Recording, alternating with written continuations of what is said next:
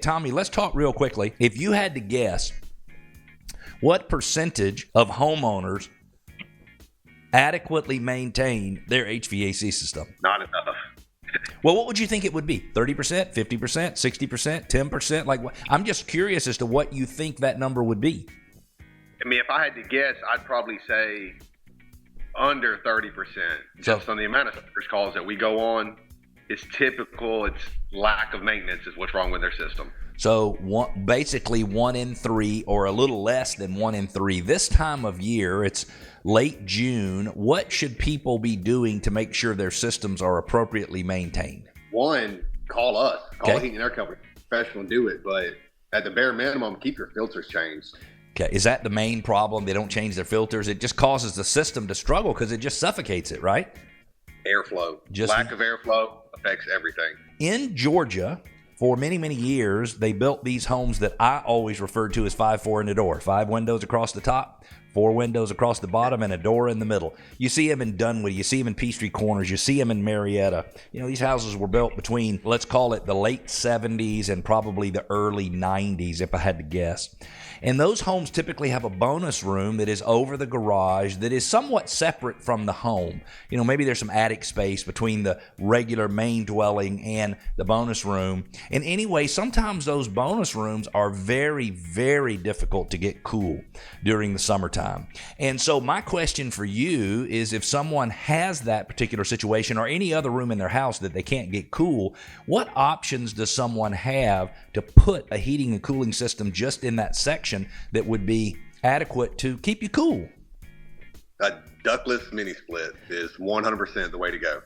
And how does a ductless mini split work? And when you say ductless, there's no duct. So it'd be kind of like heating and air conditioning units that you see in hotels. Those actually stick through the wall and actually vent, but it's just a system that's mounted on the wall. Is that correct? Yes. So similar to a hotel unit, that would be called a PTAC. Okay. They're nowhere as close as an eyesore. They're not loud. Yes. You can't even hear them all. They're sleek looking. Now, it is something that's mounted on the wall. Okay. There is a copper tubing line set that runs from the indoor unit to the outdoor unit. Okay. And the outdoor unit is, you have to look at it to make sure it's running because you can't hear it. So it's just good because you can put them anywhere. And they're little. The outdoor units are little. They're about the size of a small suitcase. Is that, am I estimating that correctly?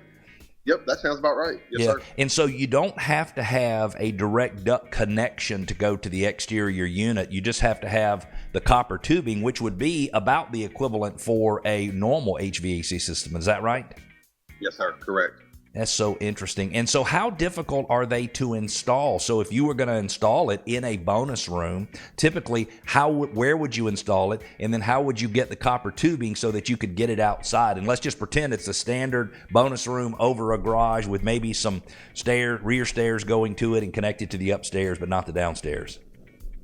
Typically, where we'll put them is on the high wall in the gable end above a window. If they don't fit there for whatever reason, we do have ceiling mount ones. And those are really the two. And then we run that line set exterior, and we put a gutter guard over it, so to speak, to make it look clean on the exterior of the house. Oh, so if you, for example, let's just say we had a window on the back of the house, we could actually put it above that window, and then you run the copper tubing out of the house and then down the outside of the house and cover it and conceal it, I should say, with something that looks like a gutter. So it looks like a gutter going down the side of the house.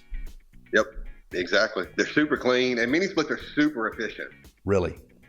You may not even notice the difference on your electric bill. They're that efficient. Really? It's so insane. Why is a mini split so much more efficient than a typical HVAC system? So some of them run off of they're an inverter systems where it's AC voltage going in, but they run off DC voltage, which is a lot cleaner electricity. Okay.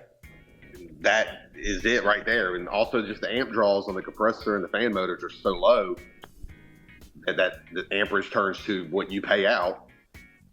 They're just so low, which keeps your electric bill, super low. How about in such a sensitive topic today, and that's indoor air quality? I am really working hard to have the right filtration systems on the inside of my home and keep my air quality really good and clean. Makes a huge difference in the way I sleep. Talk about air quality when it comes to the mini split systems. So, you're conditioning air. So most people's biggest concerns and what affects them is actually humidity.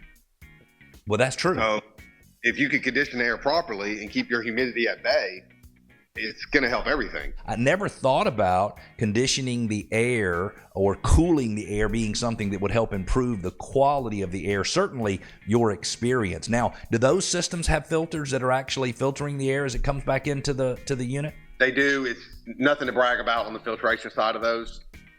They're very thin, but they do filter stuff out. I mean, at the end of the day, if you can filter out anything, it's better than nothing, you know?